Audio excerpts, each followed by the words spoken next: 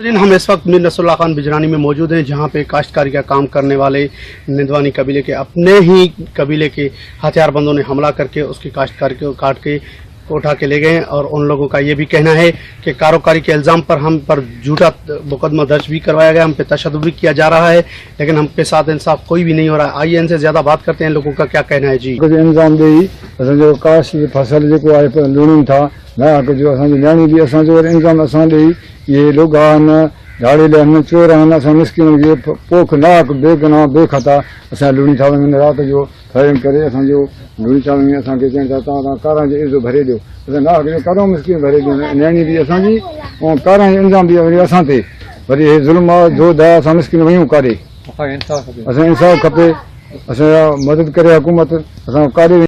नाक जो इल्ज़ाम ॾेई नाक जो अची राति जो माण्हू मेल करे अची सारियूं लुणी वञे थो, सारियूं लुणे थो, राख जो कारे जो इल्ज़ाम ॾेई ॿार बि तड़े कॾहिं उहे कुटे सभिनी खलकनि खे ख़बर आहे, ॿार घरों तड़े कॾहिं हाणे कारे जो इल्ज़ाम ॾेई अची पोख राति जो मेल करे लुणी वञे थो। रस्ते में जाॾे काॾे वञूं था असांजा घट घेर बंदि आहे, असांखे इंसाफ़ खपे।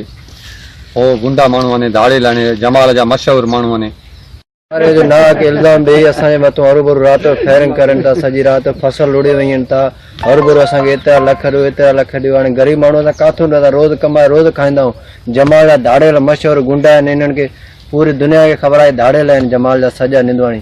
असांजे फसल लुड़ी वञनि था, पोख लुड़े आहिनि, चोर आहिनि, गुंडा आहिनि, लोफर आहिनि, सॼो ॾींहुं असांजे फसल लुड़े विया आहिनि, राति अॻे ॾींहुं बि। हाजी नाज़रीन, हाजी मेहरदिल निंदवानी का कहना है कि हम पे कारोकारी का नाहक में इल्ज़ाम लगाया गया है। नाहक तो खुदा के पास हम फैसला तो छोड़ते हैं, लेकिन गवर्नमेंट को भी चाहिए कि हमारे साथ इंसाफ किया जाए। हम गरीब मेहनत करते हैं, मेहनत ये हमारी काश्तकारी है जो आपने देखा हमारे चैनल पे देख रहे हैं। अगर इसके बाद ये भी वोट लेके जाएं तो हमें क्या नसीब होगा, हमारे बच्चे क्या कहेंगे। वज़ीर आज़म पाकिस्तान को चाहिए जल्द से जल्द इस मामले का नोटिस लेके मसला हल किया जाए। कैमरामैन सोनू खान के साथ सिंगार अली, राज टीवी न्यूज़, करमपुर।